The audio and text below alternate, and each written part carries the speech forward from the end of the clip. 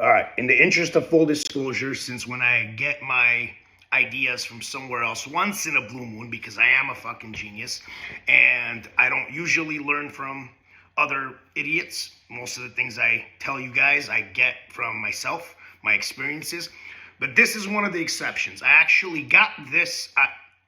I knew this, but it was actually a female who put it so clearly to me that it makes sense. LA, cities like LA, New York, Seattle, these bullshit liberal blue cities have become safe havens for losers. Okay? And what do I mean by that? Before the Statue of Liberty still says, but it doesn't really act on it, send me you're poor, you're tired, you're hungry. Cities like LA should be, send me your dumb fucks, you're lazy, and you're fat. Okay? So what's been going on with these cities?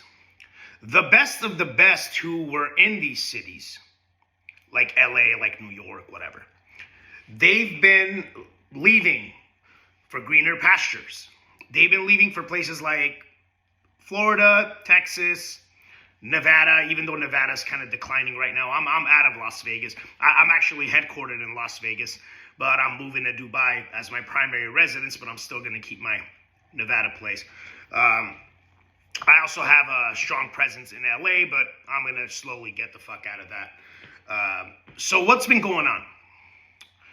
Send me your dumb fucks, you're lazy, and you're fat. So all the losers that weren't accepted in places like Florida, like Texas, like Seattle, because they were lazy, because they weren't working hard, they weren't doing the things they were supposed to do, they weren't being productive to a productive society, okay? A society that's supposed to be productive, at least, okay? So what did they do? They left from those places, came to LA. The best of the best from LA and New York and cities like LA have been leaving to these other places, okay? So the best of the best has been going, the worst has been coming. And the funny thing is, the politicians don't care, and I'll tell you why right now. The politicians don't care because they think they have an unlimited credit card for now, right? They think that in order for them to succeed in their agenda, okay, they need to, for temporarily at least, stop caring about productivity. Because what does productivity mean? It means free thinkers.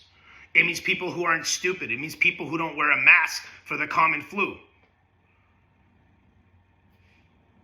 They don't want people like that because people like that can't be controlled. So they're actually they're actually in a huge dilemma, the politicians in these liberal cities, because it's either total control or productive people. They have temporarily chosen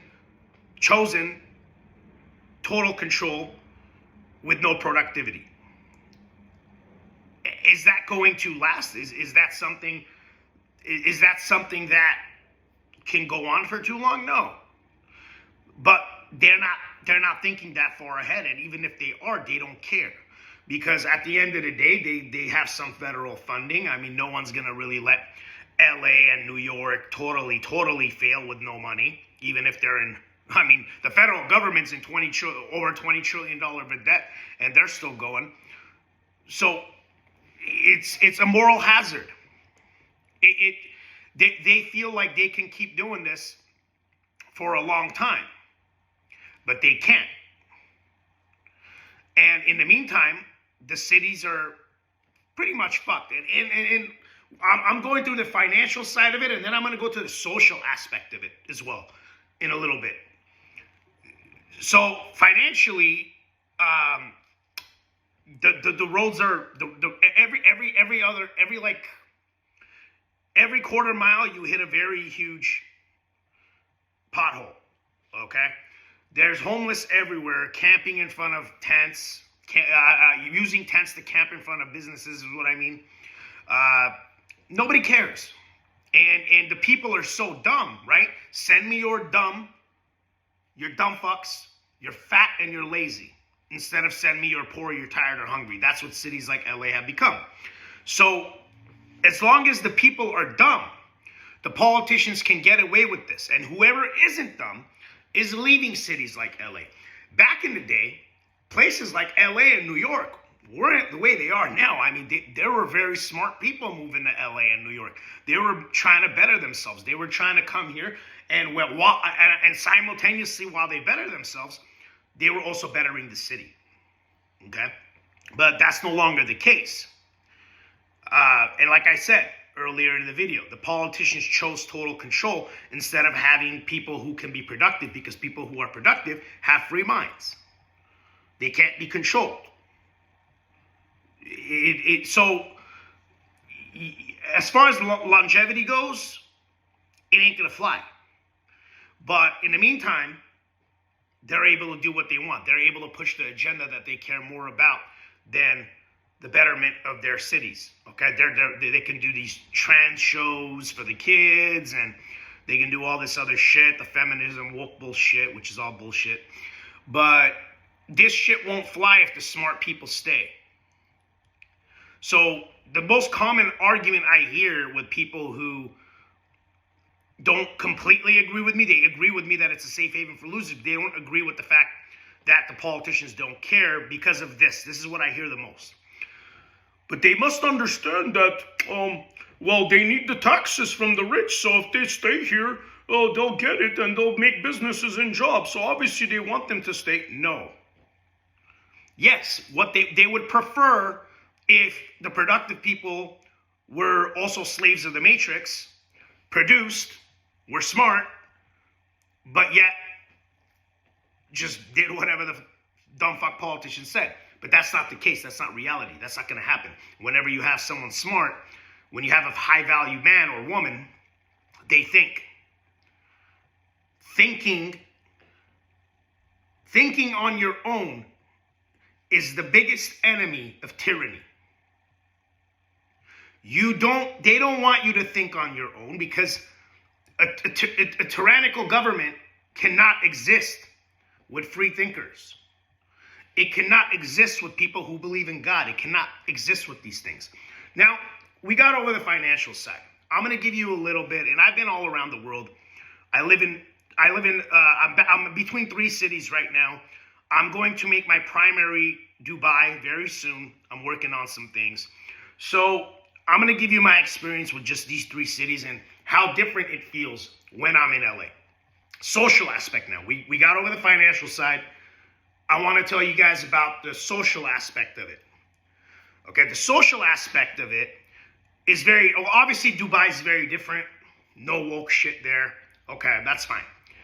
But Vegas and LA are only a 4-hour drive with a car.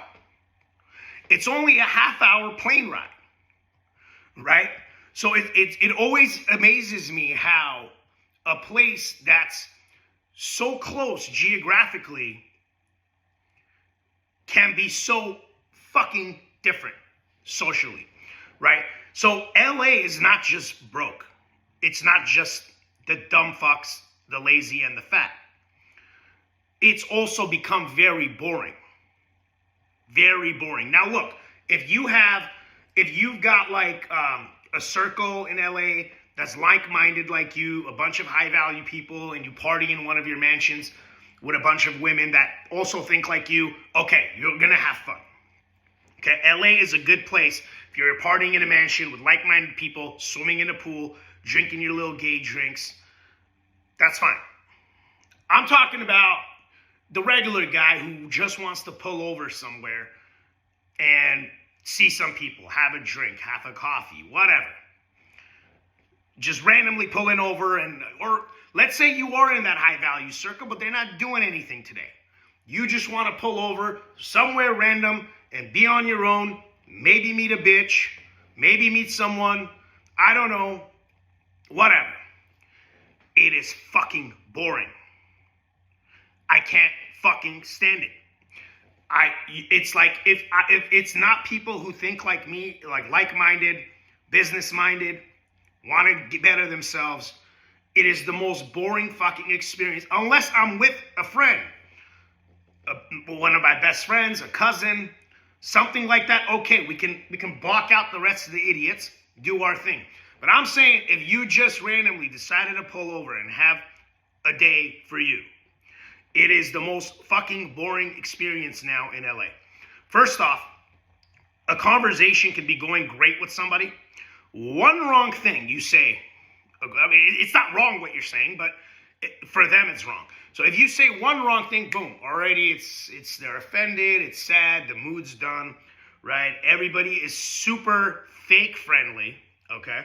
Where it's so fucking annoying, all right? You can't even everything has to be super woke, super hip, all right? And the funny thing is, most of these people don't even have any money. Most of these people are maxing out their fucking credit cards, trying to be something that they're not, instead of actually becoming something that they're not. But they don't need to, see? Why? Because they're in the safe haven. They're in the safe haven for losers. This is their headquarters.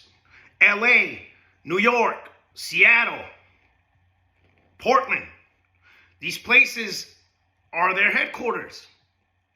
The woke losers that have left the states that they couldn't be productive in, and the productive people in these cities are going there. They're switching. They're swapping. So what do you think is going to happen? When you get rid of your best and you take in the worst, what do you think is going to happen? It fails. Becomes a failed society. It's common fucking sense. Moral of the story, I haven't totally given up on these cities yet. LA, New York. I think that with the right leadership, it could possibly, maybe with some help from God and a miracle here and there, maybe get back to its productive version, the productive version of itself that it used to be. But for now, it's what it is. And like I said, it's not even just a financial asset. It is fucking boring. Okay? It really is. Whenever I'm in LA, I can't wait to fucking leave. I have some people that I care about, but other than that, I want to leave. All right, subscribe and press that notification button, all right? And follow me on Rumble in case we get canceled, because when you tell the truth, we get canceled these days. All right, thank you.